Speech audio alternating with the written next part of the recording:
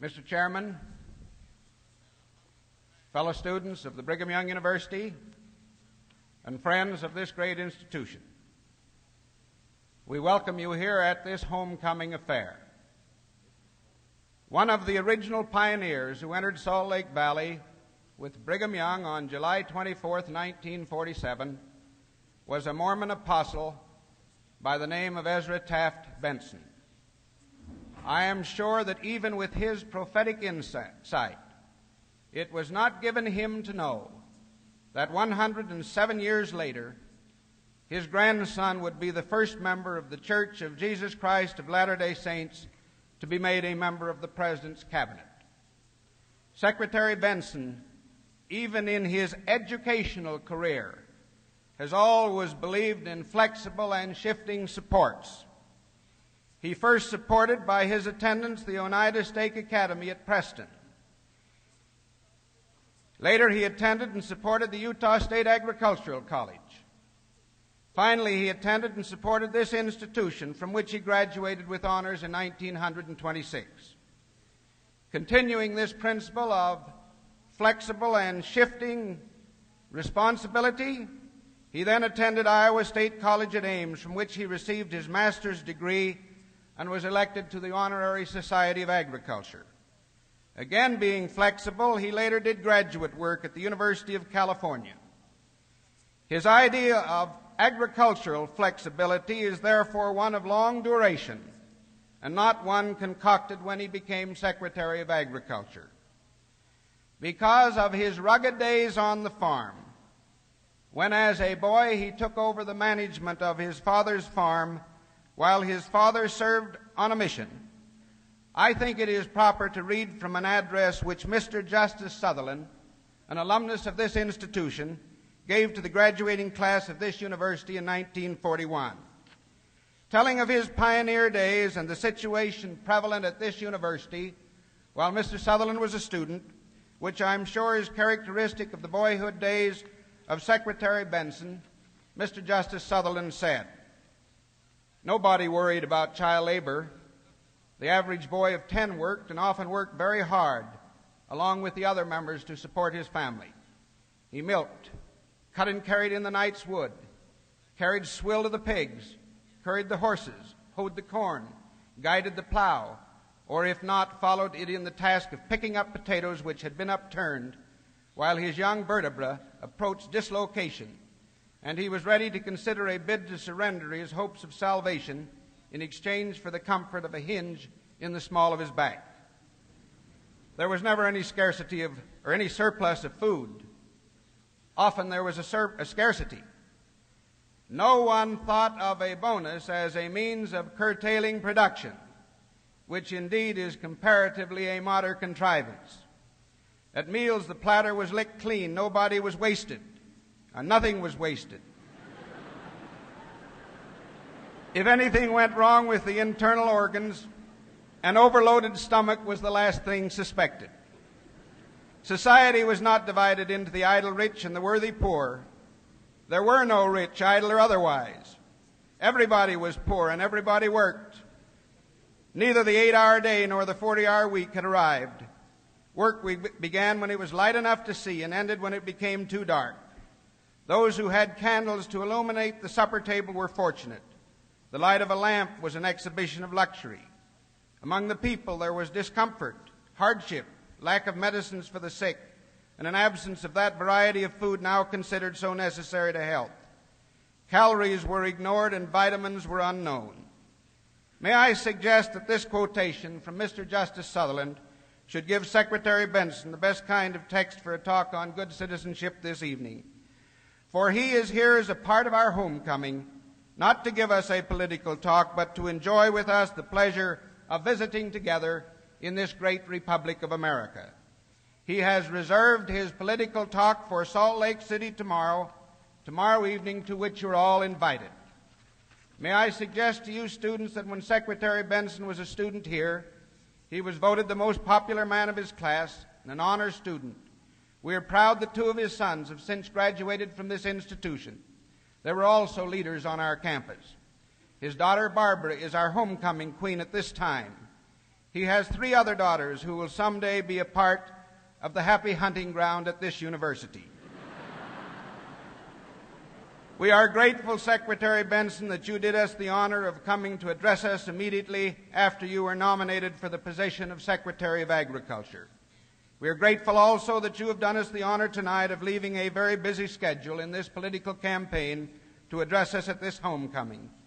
I therefore have the honor to present to you a Christian gentleman, a loving and a proud father, a member of the Quorum of the 12, a member of the President's Cabinet, and one of our most distinguished alumni, Ezra Taft Benson. President Wilkinson, members of the faculty, student body, and friends of this great institution, my fellow Americans, my heart is full of gratitude as I look into the faces of this vast audience and realize the unseen faces that may be listening in tonight. This is a signal honor and a truly great privilege to be here and talk to you informally about matters which are close to my heart and I'm sure are close to yours. I have no manuscript, but I would like to talk to you very frankly about some of the things that are vital to us as American citizens. The first public address I made following my call to serve in the cabinet of the president-elect was before the student body of this great institution. Back in December 1st, I think, 1952. Much has happened since then. I went into the cabinet very much a stranger.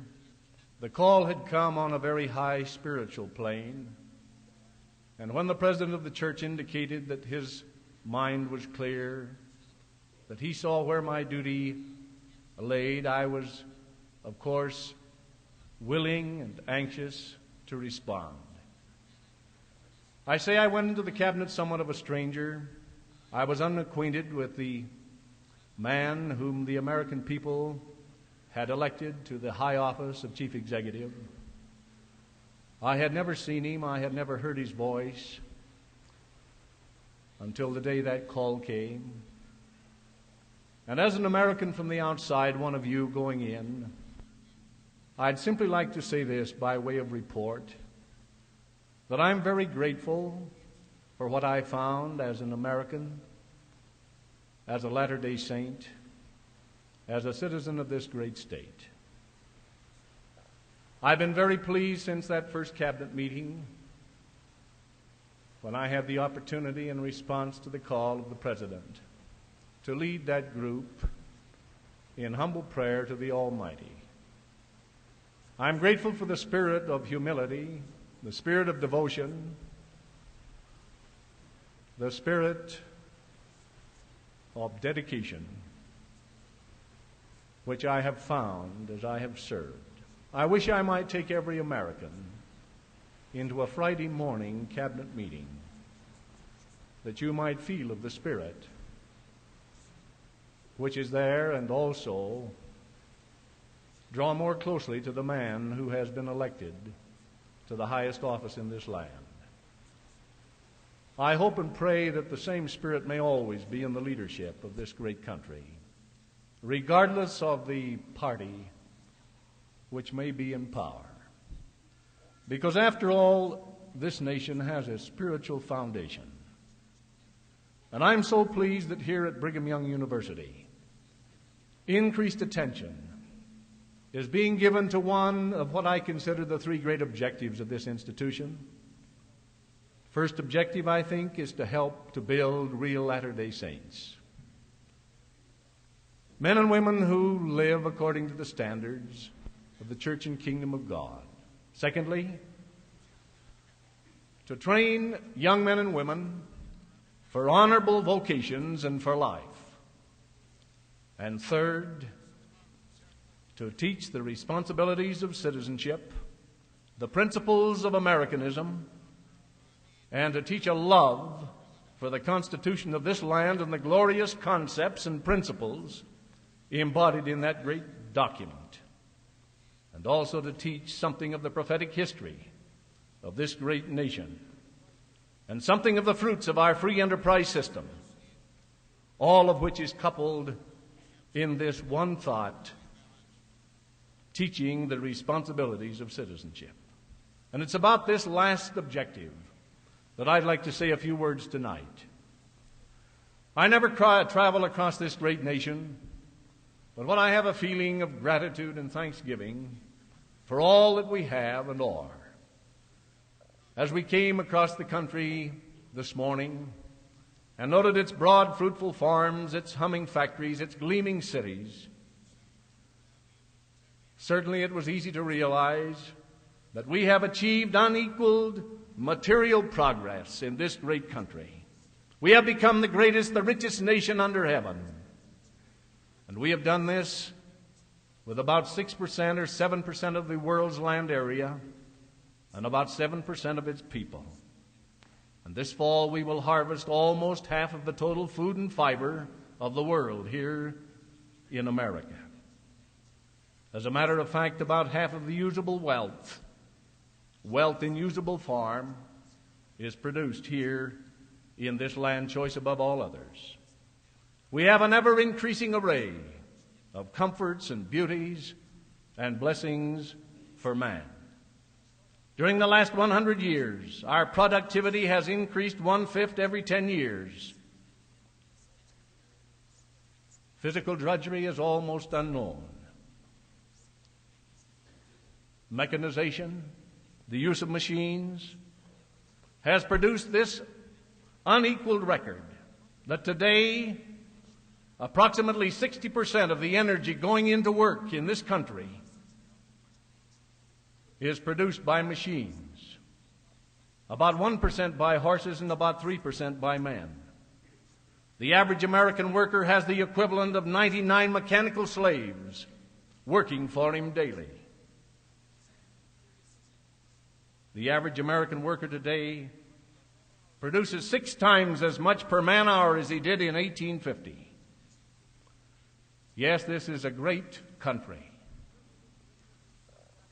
And certainly this greatness was foreshadowed and foreseen by ancient prophets who lived here. I'll not take time to recount those revelations, those prophecies made by the brother of Jared, by Lehi, by Jacob, and by Nephi of old. Yes, this nation has a prophetic history. All of the great events that have transpired here were foreseen by ancient prophets. The coming of Columbus included. The coming of the Pilgrim Fathers. It was predicted that they would prosper here, that they would humble themselves before the Almighty, that the power of God would be with them, and that this nation would move forward to its great destiny. And when the founding fathers came, they truly came with that spirit of humility. They were God-fearing, humble people. Bradford records in the official record about those early arrivals on these shores. Being thus arrived in good harbor, he states, and brought safe to land, they fell upon their knees and blessed the God of heaven. That was their first official act. The impelling force in their hearts was a love for the basic ideals and principles which were a part of their very lives. In fact, these were dearer to them than life itself. These basic principles of freedom, industry, thrift, decency, honor, and the love of God. It was a high-minded way in which this nation began. The rules of conduct were taken from the Decalogue, from the Bible, from the Gospel, from the Scriptures. They honored a sacred Sabbath. They maintained other high standards. They frowned upon profanity and other vices. They prohibited gambling. They encouraged people not to keep bad company, to repeat no grievances. They emphasized the spiritual virtues. And many years later, when the nation was founded, Washington echoing the feeling of the early Pilgrim Fathers and others who had come from abroad, acknowledged God's direction and the importance of spirituality in the lives of our people and in this great country, when he said in these words, "No people can be found to acknowledge and adore the invisible hand which conducts the affairs of men more than the people of the United States. Every step by which they have advanced to the character of an independent nation seems to have been distinguished by some token of providential agency." And then as to the place of religion and morality, the father of our country continued, "Of all the dispositions and habits which lead to political prosperity, religion and morality are indispensable supports. Reason and experience both forbid us to expect that national morality can prevail in exclusion of religious principle." His successors spoke in similar vein.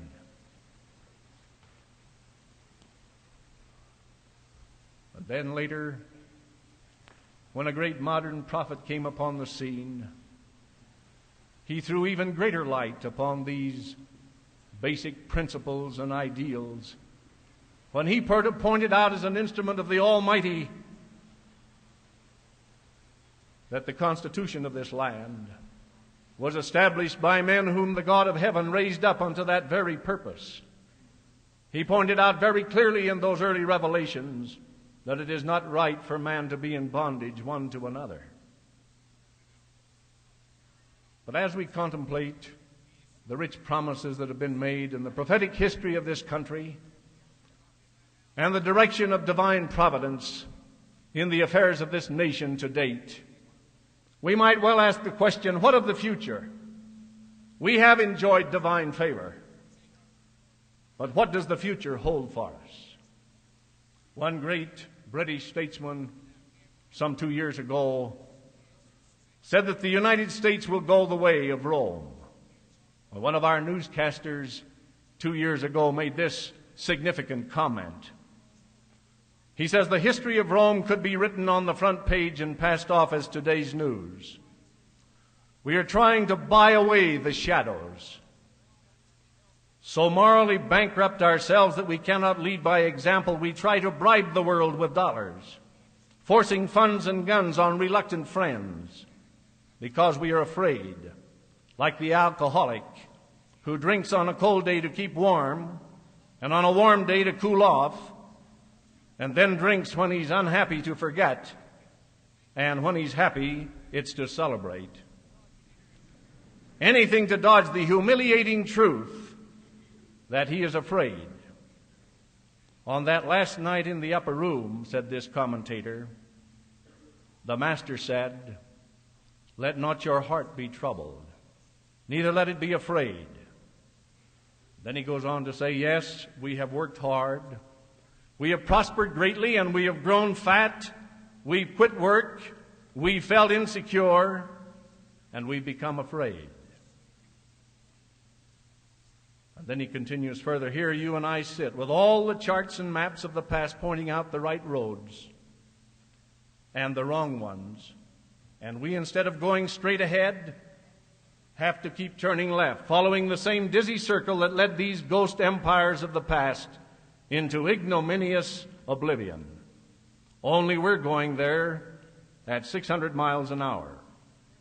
There is not one political candidate on the horizon who dares to tell the whole truth tonight. Not one, because the truth is work or perish. And that is not a very inviting campaign promise. The businessman is at war with himself. He wants overseas spending to perpetuate the bull market, but objects to the high taxes it costs. The farmer objects to federal spending, but not to accepting part of it. The worker making a tank for Korea says a prayer for the boys who will use it, then strikes for higher wages before it is finished. We all want to buy wholesale and sell retail. And then he concludes by saying, we cannot expect good manners from our children if they never see any in us. We cannot sell honor and dignity and decency to the rest of the world if we don't have any. Well, that's probably an extreme statement, but there is a seed of truth in it. Nations tend to sow the seeds of their own destruction. If we can rely on history, oftentimes while enjoying great prosperity, while enjoying high standards of living, high income, good business activity, history reveals very clearly, it seems to me, that rarely is a great civilization conquered from without until it has in some way weakened or destroyed itself from within. Some of you may have read, as I have recently, some of those great volumes by Will Durant as a part of the story of civilization, a monumental work. Volume 3 impressed me very deeply. It's entitled Caesar and Christ, and records the rise and fall of the Roman Empire, the coming of Christianity. It covers the period from 800 BC to 325 AD, a period of 1125 years. And in the last chapter of that great volume of 600 pages is one chapter, the epilogue, in which he tries to point out from what history reveals why this great empire failed, why it fell. And these are the major reasons. I wish you'd note them carefully, and as you do so, try and determine in your own mind if there's anything in evidence in our own country which smacks of these causes which this historian claims were at the foundation of the fall of the great Roman Empire. The first cause he gives, or group of causes, he lists as biological and most fundamental.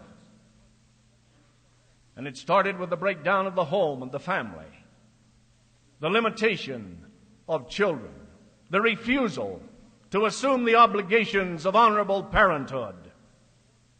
And he says it began with the educated classes, the deferment and avoidance of marriage. Sexual excesses were indulged in outside the marriage covenant. The operation of contraception and abortion became common. Reduced fertility resulted. Sex ran riot, and moral decay resulted. Secondly, he mentions the waste of natural resources, mining, deforestation, erosion, neglect of irrigation canals. But most important, the negligence of harassed and discouraged men, the failure to teach high moral principles to the youth of the land, those principles which make for the building of character, the neglect of our greatest single asset, our boys and girls. And thirdly, the rising costs of government, armies, doles, public works, expanding bureaucracy, a parasitic court, depreciation of the currency. I'm sure that all of us as Americans must be grateful that this trend toward greater and greater expense of our federal government has at least been changed a bit in direction. And I pay tribute to the men in both political parties who have helped to bring about a reduction of $11 billion in federal spending in the past few months without weakening our defense and our foreign relations. The mandate came from the people. We had gone too far in the other direction, in the rising costs of government. And the matter of bureaucracy, expanding bureaucracy. Of course, we want the necessary number of people on the federal payroll to perform the services which are necessary and needed. But 216,000 have left the federal payroll in the last few months. And any time we have people on the federal payroll that are not needed, it's an economic waste. And after all, as American citizens, we have only what we produce. And when people are engaged in any service which is not needed, it tends to reduce by that much the things we have to enjoy in this country. expanding bureaucracy, a parasitic court, depreciation of the currency. And we've gone a long way in that direction. I'm very pleased to see the stability we have now in the value of the dollar, which had depreciated substantially over a period of years, until, as a matter of fact, it was worth only 38 cents compared with the 1913 dollar, and about half as much as the 1935-39 dollar. And then he goes on, absorption of investment capital by confiscatory taxation, inflation, which nullified trust funds and charitable foundations, pensions, savings, and old age benefits. And surely it should be gratifying to every American today, too, to note that during the past few months it's been possible to cut the taxes of this great country by $7 4/10 billion. But $4.5 billion of that, the benefits have gone to the individuals, which represents about $45 per capita or $180 per family. And the balance has gone to the corporations, a savings in taxes to the corporations. Yes, we were following this trend of increasing taxes and the centralization of those funds in the federal government, which has in it real danger. And I'm very happy to see, and I believe every American is, a trend towards the expenditure of a larger proportion of our tax funds at home, in the states, in the communities, in the counties, where I think the people have greater wisdom to spend them and spend them wisely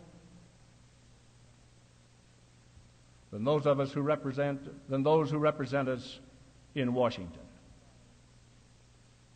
And the fact remains also that the Utah dollar cannot make the round trip to Washington and back without a bureaucratic bite being taken out of it. And so I'm happy to see this change in trend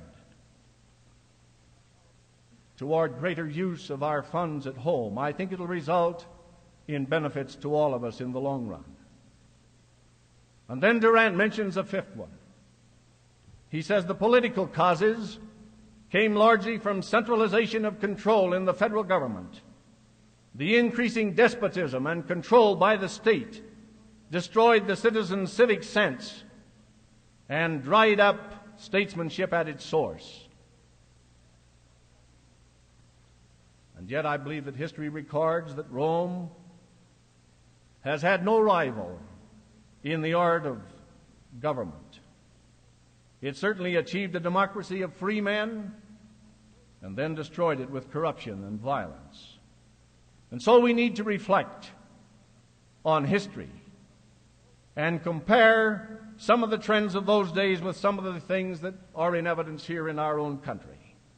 I often wonder what our pioneer fathers and the founders of this nation would say if they were here today. I feel that probably they would recognize that some of our liberties have already been abridged, that too many of us are inclined to call on Washington to do for us many of the things that we should do and can do for ourselves.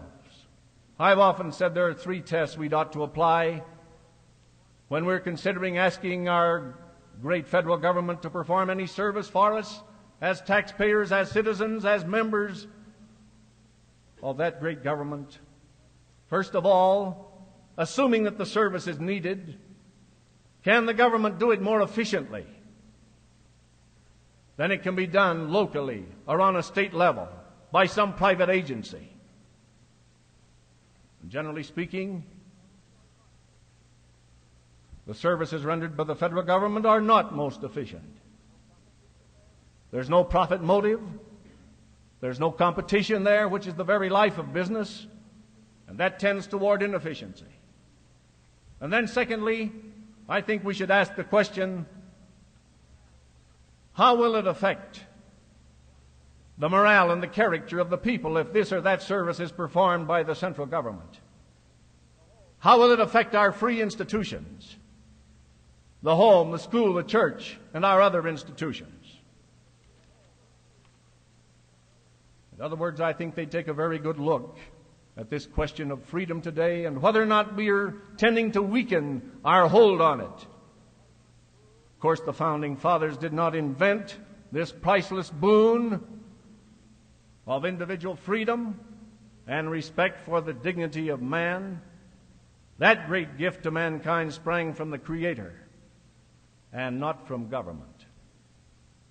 But the Founding Fathers, with superb genius, I believe, welded together certain safeguards which we must, to the very limit, protect always if we would preserve the blessings of freedom. They found it necessary to turn to religion and to the Scriptures in order to make their new experiments make sense. But they were guided by allegiance to basic principles. And these principles must be kept in mind always by those of us who are here today and reaping the benefits and the blessings which they so wisely provided. We must be careful that we do not trade freedom for security. Whenever that's attempted, usually we lose both. There's always a tendency when nations become mature for the people to become more interested in preserving their luxuries and their comforts than in safeguarding the ideals and principles which made these comforts and luxuries possible. And so today, I think it's very important, as American citizens interested in the future welfare of this country and in safeguarding these great basic concepts that have made this nation great, that we give serious consideration to our responsibility as citizens in electing men to office who believe in these great principles and who will defend them courageously, vigorously, on all occasions. Wise men, good men, honest men, as the God of heaven has pointed out in the Revelations.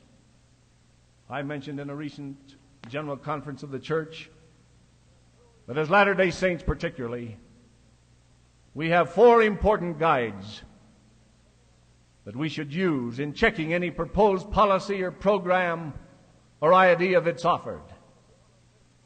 First of all, is it right as measured by the basic principles of the gospel of Jesus Christ, the principles of righteousness? Secondly, is it right as measured by the basic principles embodied in the Constitution and our Bill of Rights? And thirdly, is it right as measured by the counsel and the direction and the admonitions of the living oracles whom God has appointed?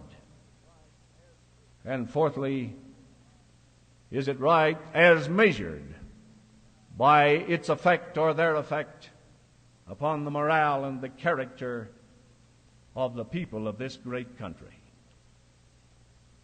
I think we need to look for the answers to the decline in this country in public morals. And I'm sure if we look very closely, these are some of the reasons we'll find.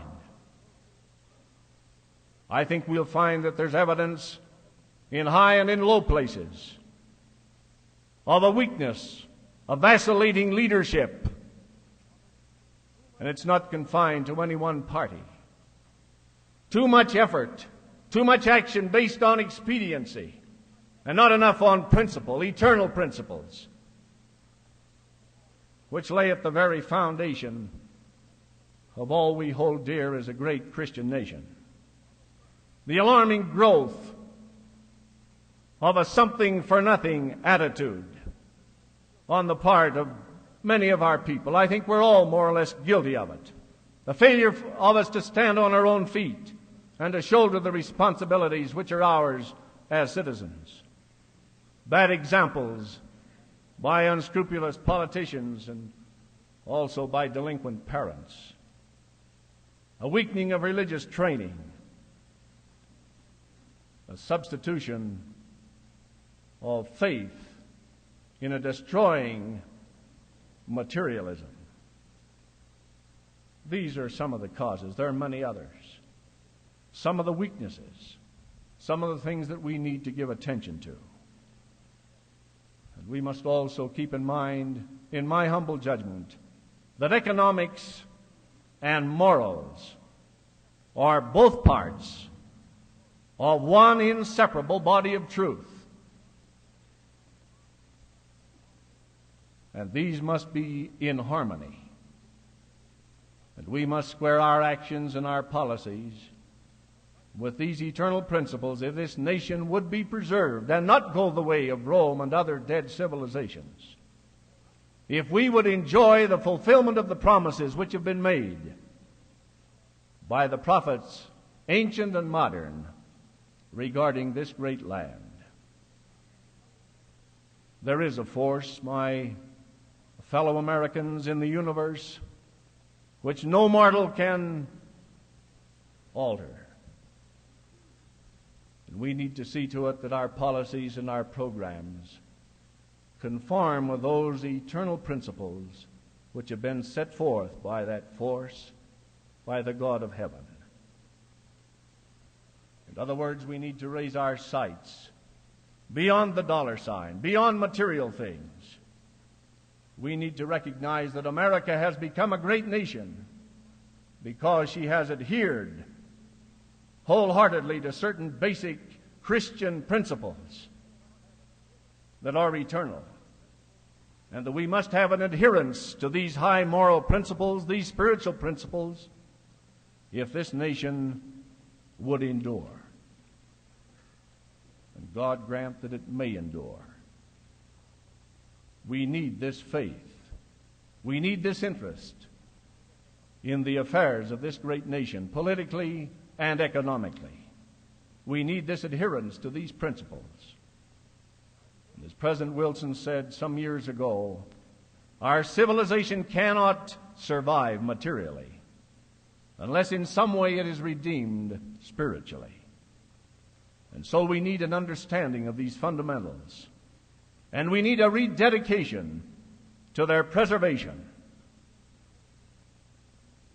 And this needs to come in the schools, in the communities, in the states, in our homes.